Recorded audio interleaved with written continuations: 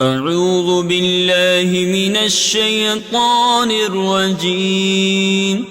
بسم الله الرحمن الرحيم. وما من دابة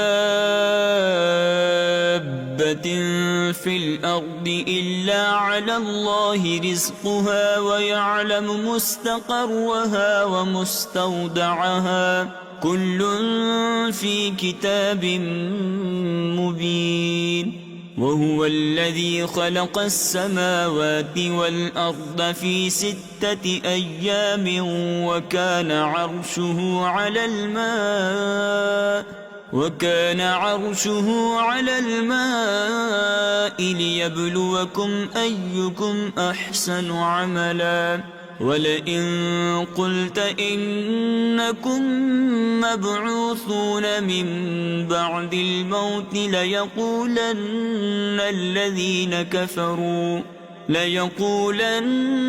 الذين كفروا إن هذا إلا سحر مبين. ولئن أخرنا عنهم العذاب إلى أمة معدودة ليقولن ما يحبسه ألا يوم يأتيهم ليس مصروفا عنهم وحاق بهم ما كانوا به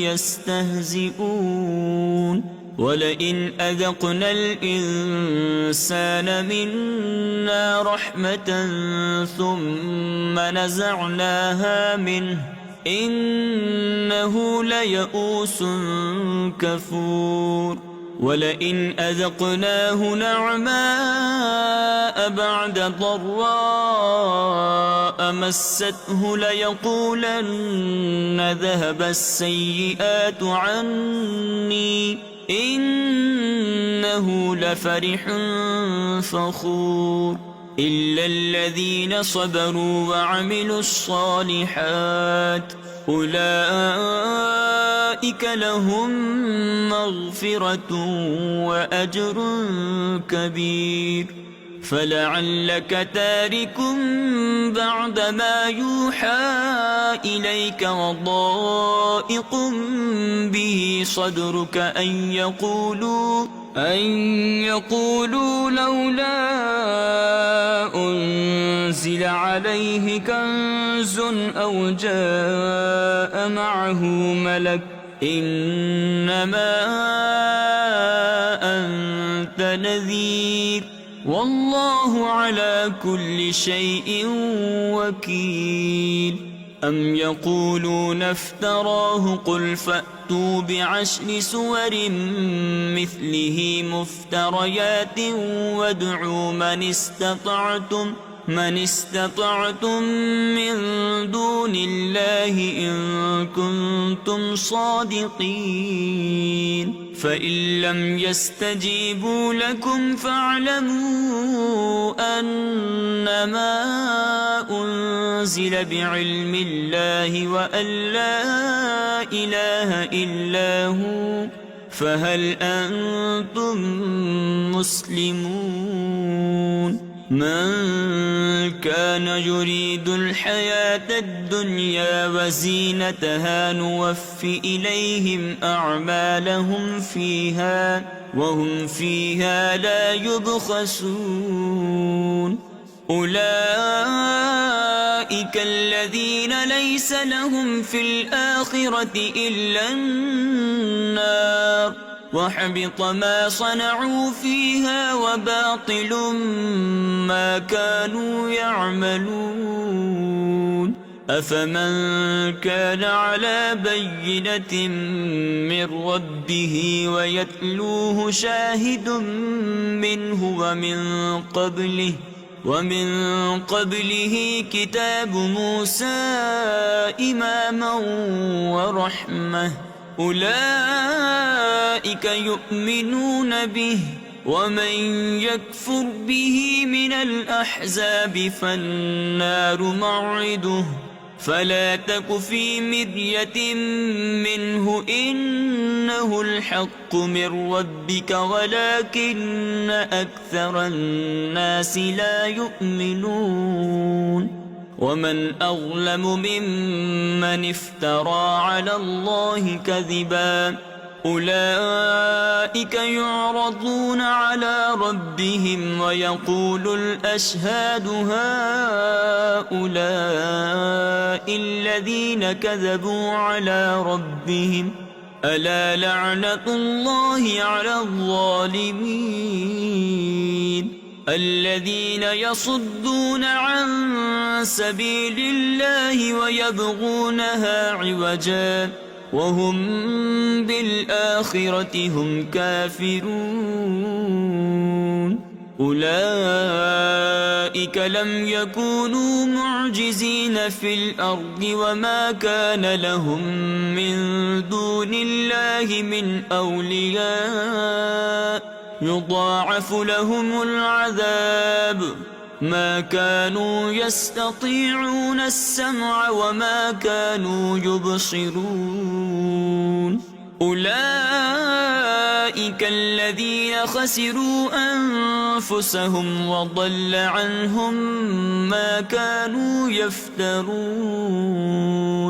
لا جرم أنهم في الآخرة هم الأخسرون إن الذين آمنوا وعملوا الصالحات وأخبتوا إلى ربهم أولئك أصحاب الجنة هم فيها خالدون مثل الفريقين كالأعمى والأصم والبصير والسميع هل يستويان مثلا أفلا تذكرون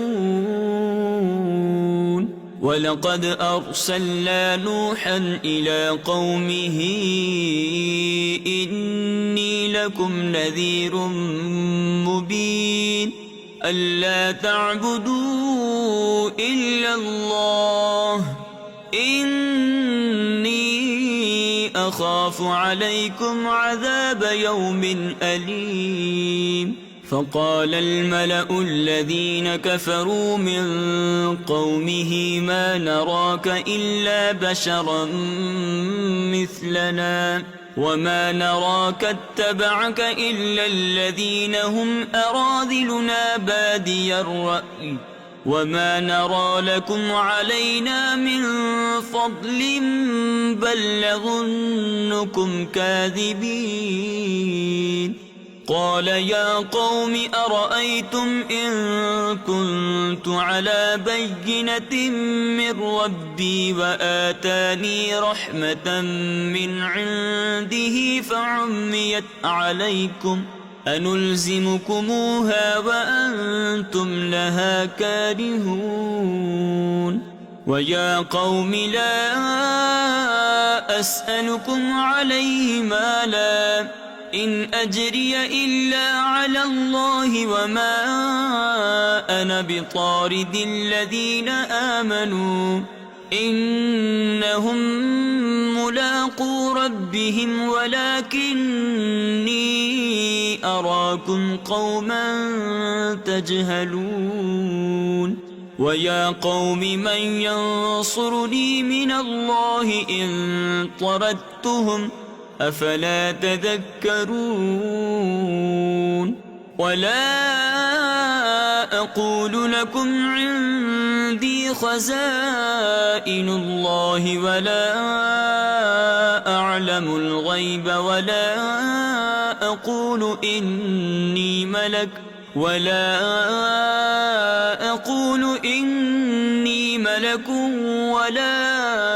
أقول للذين تزدري أعينكم لن يؤتيهم الله خيرا الله أعلم بما في أنفسهم إني إذا لمن الظالمين قالوا يا نوح قد جادلتنا فأكثرت جدالنا فأتنا بما تعدنا إن كنت من الصادقين قال إنما يأتيكم به الله إن شاء وما أنتم بمعجزين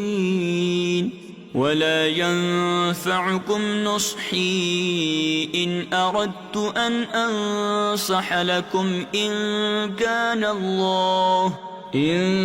كان الله يريد أن يغويكم هو ربكم وإليه ترجعون أم يقولون افتراه قل إن افتريته فعلي إجرامي وأنا بريء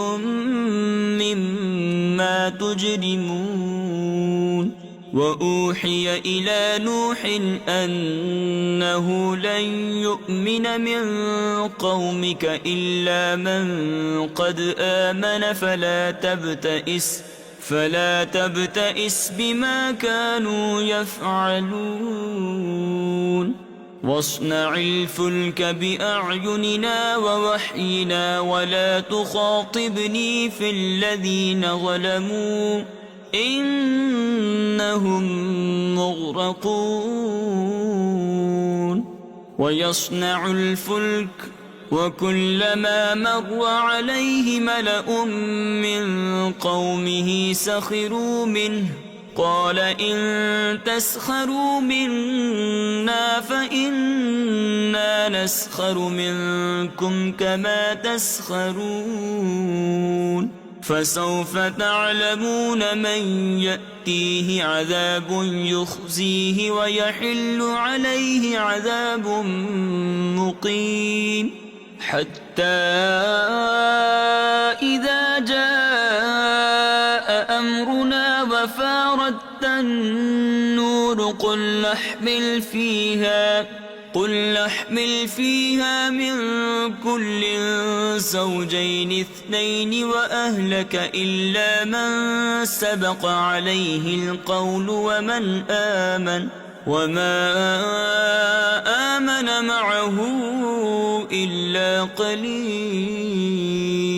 وقال اركبوا فيها بسم الله مجريها ومرساها إن ربي لغفور رحيم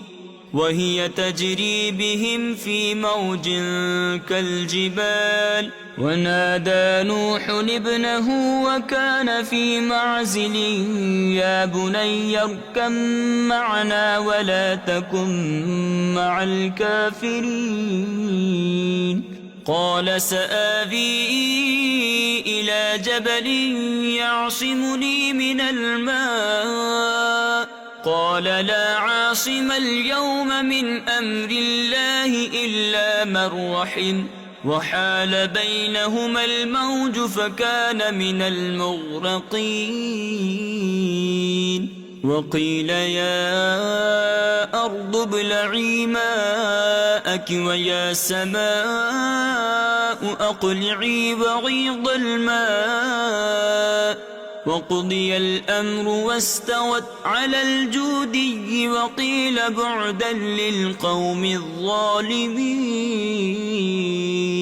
ونادى نوح ربه فقال رب إن ابني من أهلي وإن وعدك الحق وأنت أحكم الحاكمين قال يا نوح إنه ليس من أهلك إنه عمل غير صالح فلا تسألني ما ليس لك به علم إني أعظك أن تكون من الجاهلين قال رب إني أعوذ بك أن أسألك ما ليس لي به علم وإلا تغفر لي وترحمني أكن من الخاسرين قيل يا نوح اهبط بسلام منا وبركات عليك وعلى ممن معك وأمم سنمتعهم ثم يمسهم منا عذاب أليم تلك من أنباء الغيب نوحيها إليك ما كنت تعلمها أنت ولا قومك من قبل هذا فاصبر إن العاقبة للمتقين وإلى عاد أخاهم هودا قال يا قوم اعبدوا الله ما لكم من إله غيره إن أنتم إلا مفترون يا قوم لا أسألكم عليه أجرا إن أجري إلا على الذي فطرني أفلا تعقلون ويا قوم استغفروا ربكم ثم توبوا إليه يرسل السماء عليكم مدرارا ويزدكم قوة إلى قوتكم ولا تتولوا مجرمين قالوا يا هود ما جئتنا ببينة وما نحن بتاركي آلهتنا عن قولك وما نحن لك بمؤمنين إن نقول إلا اعتراك بعض آلهتنا بسوء قال إني أشهد الله واشهدوا أني بريء مما تشركون من دونه فكيدوني جميعا ثم لا تنظرون إني توكلت على الله ربي وربكم ما من دابة إلا هو آخذ بناصيتها إن ربي على صراط مستقيم فإن تولوا فقد أبلغتكم ما أرسلت به إليكم ويستخلف ربي قوما غيركم ولا تضرونه شيئا إن ربي على كل شيء حفيظ ولما جاء أمرنا نجينا هودا والذين آمنوا معه برحمة منا ونجيناهم من عذاب غليظ وتلك عاد جحدوا بآيات ربهم وعصوا رسله واتبعوا أمر كل جبار عنيد وأتبعوا في هذه الدنيا لعنة ويوم القيامة ألا إن عادا كفروا ربهم ألا بعدا لعاد قوم هود وإلى ثمود أخاهم صالحا قال يا قوم اعبدوا الله ما لكم من إله غيره هو أنشأكم من الأرض واستعمركم فيها فاستغفروه ثم توبوا إليه إن ربي قريب مجيب قالوا يا صالح قد كنت فينا مرجوا قبل هذا أتنهانا أن نعبد ما يعبد آباؤنا وإننا لفي شك مما تدعونا إليه مريب. قال يا قوم أرأيتم إن كنت على بينة من ربي وآتاني منه رحمة فمن ينصرني من الله إن عصيته فما تزيدونني غير تخسير. ويا قوم هذه ناقة الله لكم آية فذروها تأكل في أرض الله ولا تمسوها بسوء فيأخذكم عذاب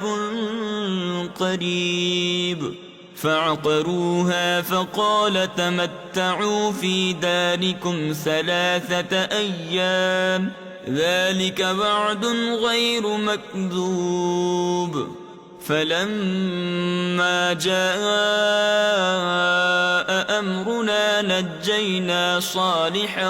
والذين آمنوا معه برحمة منا ومن خزي يومئذ إن ربك هو القوي العزيز. وأخذ الذين ظلموا الصيحة فأصبحوا في ديارهم جاثمين كأن لم يغنوا فيها ألا إن ثمود كفروا ربهم ألا بعدا لثمود. ولقد جاءت رسلنا إبراهيم بالبشرى قالوا سلاما قال سلام فما لبث أن جاء بعجل حنيذ. فلما رأى أيديهم لا تصل إليه نكرهم وأوجس منهم خيفة قالوا لا تخف إنا أرسلنا إلى قوم لوط وامرأته قائمة فضحكت فبشرناها بإسحاق ومن وراء إسحاق يعقوب. قالت يا ويلتى أألد وأنا عجوز وهذا بعلي شيخا إن هذا لشيء عجيب. قالوا أتعجبين من أمر الله رحمة الله وبركاته عليكم أهل البيت إنه حميد مجيد. فلما ذهب عن إبراهيم الروع وجاءته البشرى يجادلنا في قوم لوط إن إبراهيم لحليم أواه منيب. يا إبراهيم أعرض عن هذا إنه قد جاء أمر ربك وإنهم آتيهم عذاب غير مردود. ولما جاءت رسلنا لوطا سيء بهم وضاق بهم ذرعا وقال هذا يوم عصيب. وجاءه قومه يهرعون إليه ومن قبل كانوا يعملون السيئات. قال يا قوم هؤلاء بناتي هن أطهر لكم فاتقوا الله ولا تخزون في ضيفي أليس منكم رجل رشيد قالوا لقد علمت ما لنا في بناتك من حق وإنك لتعلم ما نريد قال لو أن لي بكم قوة أو آوي إلى ركن شديد قالوا يا لوط إنا رسل ربك لن يصلوا إليك فأسر بأهلك بقطع من الليل ولا يلتفت منكم أحد إلا امرأتك إنه مصيبها ما أصابهم إن موعدهم الصبح أليس الصبح بقريب فلما جاء أمرنا جعلنا عاليها سافلها وأمطرنا عليها حجارة من سجيل منضود مسومة عند ربك وما هي من الظالمين ببعيد وإلى مدين أخاهم شعيبا قال يا قوم اعبدوا الله ما لكم من إله غيره ولا تنقصوا المكيال والميزان إني أراكم بخير وإني أخاف عليكم عذاب يوم محيط ويا قوم أوفوا المكيال والميزان بالقسط ولا تبخسوا الناس أشياءهم ولا تعثوا في الأرض مفسدين بقية الله خير لكم إن كنتم مؤمنين وما أنا عليكم بحفيظ قالوا يا شعيب أصلاتك تأمرك أن نترك ما يعبد آباؤنا أو أن نفعل في أموالنا ما نشاء إنك لأنت الحليم الرشيد قال يا قوم أرأيتم إن كنت على بينة من ربي ورزقني منه رزقا حسنا وما أريد أن أخالفكم إلى ما أنهاكم عنه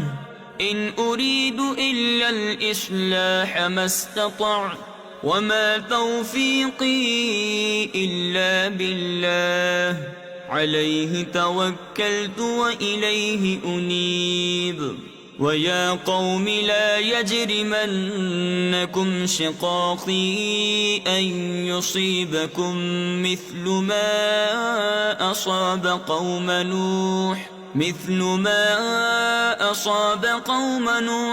أو قوم هود أو قوم صالح وما قوم لوط منكم ببعيد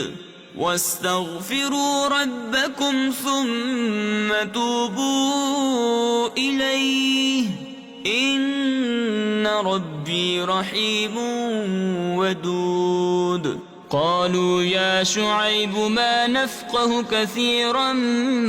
مما تقول وإنا لنراك فينا ضعيفا ولولا رهطك لرجمناك وما أنت علينا بعزيز قال يا قوم أرهطي أعز عليكم من الله واتخذتموه وراءكم ظهريا إن ربي بما تعملون محيط ويا قوم اعملوا على مكانتكم إني عامل سوف تعلمون من يأتيه عذاب يخزيه ومن هو كاذب وارتقبوا إني معكم رقيب ولما جاء أمرنا نجينا شعيبا والذين آمنوا معه برحمة منا وأخذت الذين ظلموا الصيحة فأصبحوا في ديارهم جاثمين كأن لم يغنوا فيها ألا بعدا لمدين كما بعدت ثمود ولقد أرسلنا موسى بآياتنا وسلطان مبين إلى فرعون وملئه فاتبعوا أمر فرعون وما أمر فرعون برشيد يقدم قومه يوم القيامة فأوردهم النار وبئس البرد المورود وأتبعوا في هذه لعنة ويوم القيامة بئس الرفد المرفود ذلك من أنباء القرى نقصه عليك منها قائم وحصيد وما ظلمناهم ولكن ظلموا أنفسهم فما أغنت عنهم آلهتهم التي يدعون من دون الله من شيء لما جاء أمر ربك وما زادوهم غير تتبيب وكذلك أخذ ربك إذا أخذ القرى وهي ظالمة إن أخذه أليم شديد إن في ذلك لآية لمن خاف عذاب الآخرة ذلك يوم مجموع له الناس وذلك يوم مشهود وما نؤخره إلا لأجل معدود يوم يأتي لا تكلم نفس إلا بإذنه فمنهم شقي وسعيد فأما الذين شقوا ففي النار لهم فيها زفير وشهيق خالدين فيها ما دامت السماوات والأرض إلا ما شاء ربك إن ربك فعال لما يريد وأما الذين سعدوا ففي الجنة خالدين فيها ما دامت السماوات والأرض إلا ما شاء ربك عطاء غير مجذوذ فلا تك في مرية مما يعبد هؤلاء ما يعبدون إلا كما يعبد آباؤهم من قبل وإنا لموفوهم نصيبهم غير منقوص ولقد آتينا موسى الكتاب فاختلف فيه ولولا كلمة سبقت من ربك لقضي بينهم وإنهم لفي شك منه مريب وإن كلا لما ليوفينهم ربك أعمالهم إنه بما يعملون خبير فاستقم كما أمرت ومن تاب معك ولا تطغوا إنه بما تعملون بصير ولا تركنوا إلى الذين ظلموا فتمسكم النار وما لكم من دون الله من أولياء ثم لا تنصرون وأقم الصلاة طرفي النهار وزلفا من الليل إن الحسنات يذهبن السيئات ذلك ذكرى للذاكرين واصبر فإن الله لا يضيع أجر المحسنين فلولا كان من القرون من قبلكم أولو بقية ينهون عن الفساد في الأرض إلا قليلا ممن أنجينا منهم واتبع الذين ظلموا ما أترفوا فيه وكانوا مجرمين وما كان ربك ليهلك القرى بظلم وأهلها مصلحون ولو شاء ربك لجعل الناس أمة واحدة ولا يزالون مختلفين إلا من رحم ربك ولذلك خلقهم وتمت كلمة ربك لأملأن جهنم من الجنة والناس أجمعين وكلا نقص عليك من أنباء الرسل ما نثبت به فؤادك وجاءك في هذه الحق وموعظة وذكرى للمؤمنين وقل للذين لا يؤمنون اعملوا على مكانتكم إنا عاملون وانتظروا إنا منتظرون ولله غيب السماوات والأرض وإليه يرجع الأمر كله فاعبده وتوكل عليه وما ربك بغافل عما تعملون أعوذ بالله من الشيطان الرجيم بسم الله الرحمن الرحيم ألف لام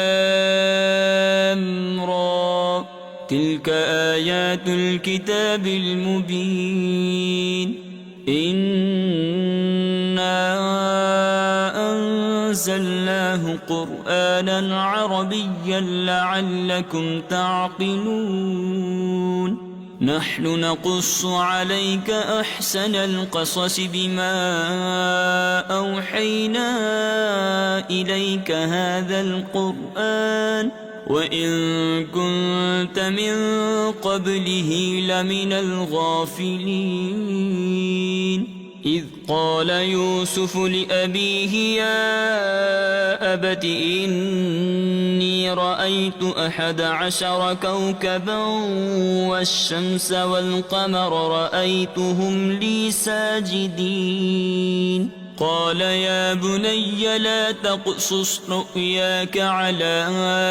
إخوتك فيكيدوا لك كيدا إن الشيطان للإنسان عدو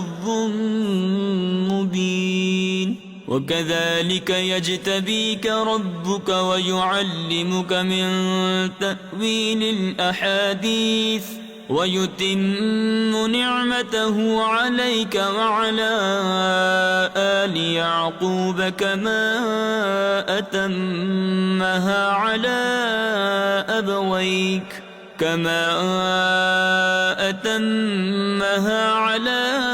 أبويك من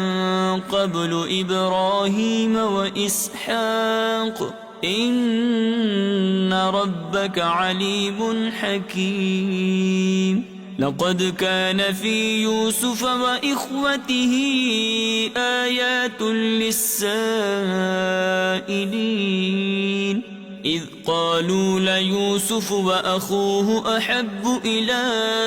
أبينا منا ونحن عصبة إن أبانا لفي ضلال مبين. اقتلوا يوسف أو اطرحوه أرضا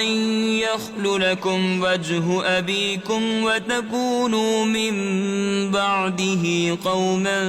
صالحين. قال قائل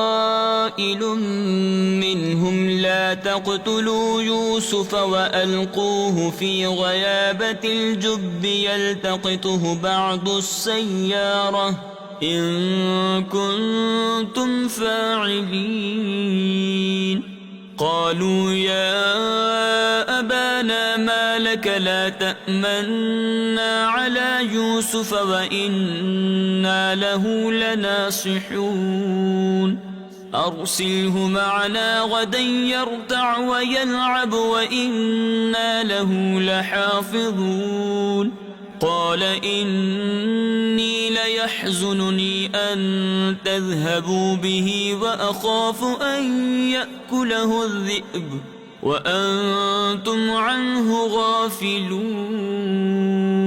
قالوا لئن أكله الذئب ونحن عصبة إنا إذا لخاسرون. فلما ذهبوا به وأجمعوا أن يجعلوه في غيابة الجب وأوحينا إليه لتنبئنهم بأمرهم هذا وهم لا يشعرون. وجاءوا أباهم عشاء يبكون قالوا يا أبانا إنا ذهبنا نستبق وتركنا يوسف عند متاعنا فأكله الذئب وما أنت بمؤمن لنا ولو كنا صادقين. وجاءوا على قميصه بدم كذب قال بل سولت لكم أنفسكم أمرا فصبر جميل والله المستعان على ما تصفون. وجاءت سيارة فأرسلوا واردهم فأدلى دلوه قال يا بشرى هذا غلام وأسروه بضاعة والله عليم بما يعملون. وشروه بثمن بخس دراهم معدودة وكانوا فيه من الزاهدين. وقال الذي اشتراه من مصر لامرأته أكرمي مثواه عسى أن ينفعنا أو نتخذه ولدا وكذلك مكنا ليوسف في الأرض ولنعلمه من تأويل الأحاديث والله غالب على أمره ولكن أكثر الناس لا يعلمون. ولما بلغ أشده آتيناه حكما وعلما وكذلك نجزي المحسنين وراودته التي هو في بيتها عن نفسه وغلقت الأبواب وقالت هيت لك قال معاذ الله إنه ربي أحسن مثواي إنه لا يفلح الظالمون ولقد همت به وهم بها لولا أن رأى برهان ربه كذلك لنصرف عنه السوء والفحشاء إنه من عبادنا المخلصين واستبق الباب وقدت قميصه من دبر وألف يا سيدها لدى الباب قالت ما جزاء من أراد بأهلك سوءا إلا أن يسجن أو عذاب أليم قال هي راودتني عن نفسي وشهد شاهد من أهلها إن كان قميصه قد من قبل فصدقت وهو من الكاذبين وإن كان قميصه قد من دبر فكذبت وهو من الصادقين فلما رأى قميصه قد من دبر قال إنه من كيدكن إن كيدكن عظيم يوسف أعرض عن هذا واستغفري لذنبك إنك كنت من الخاطئين وقال نسوة في المدينة امرأة العزيز تراود فتاها عن نفسه قد شغفها حبا إنا لنراها في ضلال مبين فلما سمعت بمكرهن أرسلت إليهن وأعتدت لهن متكأ وآتت كل واحدة منهن سكينا وقالت اخرج عليهن فلما رأينه أكبرنه وقطعن أيديهن وقلن حاش لله ما هذا بشرا إن هذا إلا ملك كريم قالت فذلكن الذي لمتنني فيه ولقد راودته عن نفسه فاستعصم ولئن لم يفعل ما آمره ليسجنن وليكون من الصاغرين قال رب السجن أحب إلي مما يدعونني إليه وإلا تصرف عني كيدهن أصب إليهن وأكن من الجاهلين فاستجاب له ربه فصرف عنه كيدهن إنه هو السميع العليم ثم بدا لهم من بعد ما رأوا الآيات ليسجننه حتى حين ودخل معه السجن فتيان قال أحدهما إني أراني أعصر خمرا وقال الآخر إني أراني أحمل فوق رأسي خبزا تأكل الطير منه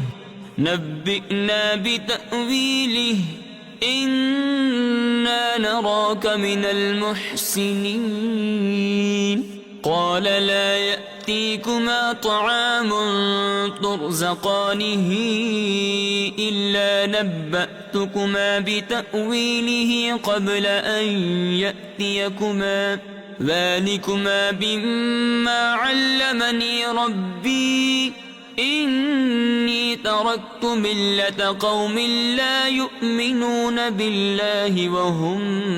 بالآخرة هم كافرون. واتبعت ملة آبائي إبراهيم وإسحاق ويعقوب، ما كان لنا أن نشرك بالله من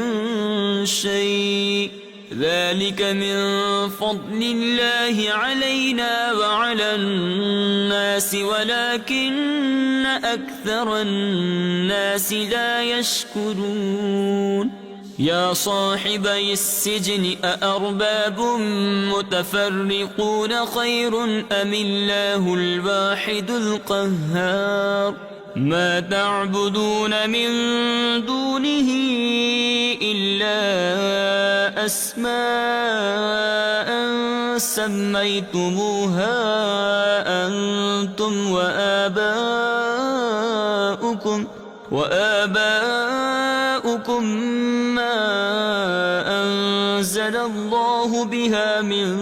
سلطان، إن الحكم إلا لله، أمر أن لا تعبدوا إلا إياه، ذلك الدين القيم ولكن أكثر الناس لا يعلمون. يا صاحبي السجن أما أحدكما فيسقي ربه خمرا وأما الآخر فيصلب فتأكل الطير من رأسه، قضي الأمر الذي فيه تستفتيان. وقال للذي ظن أنه ناج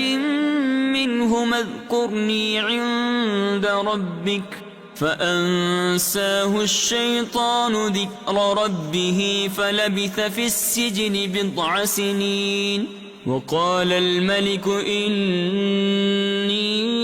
أرى 7 بقرات سمان يأكلهن 7 عجاف و7 سنبلات خضر وأخر يابسات، يا أيها الملأ أفتوني في رؤياي إن كنتم للرؤيا تعبرون. قالوا أضغاث أحلام وما نحن بتأويل الأحلام بعالمين. وقال الذي نجا منهما وادكر بعد أمة أنا أنبئكم بتأويله فأرسلون. يوسف أيها الصديق أفتنا في 7 بقرات سمان يأكلهن 7 عجاف و7 سنبلات خضر وأخر يابسات لعلي أرجع إلى الناس لعلهم يعلمون. قال تزرعون 7 سنين دأبا فما حصدتم فذروه في سنبله إلا قليلا مما تأكلون. ثم يأتي من بعد ذلك 7 شداد يأكل ما قدمتم لهن إلا قليلا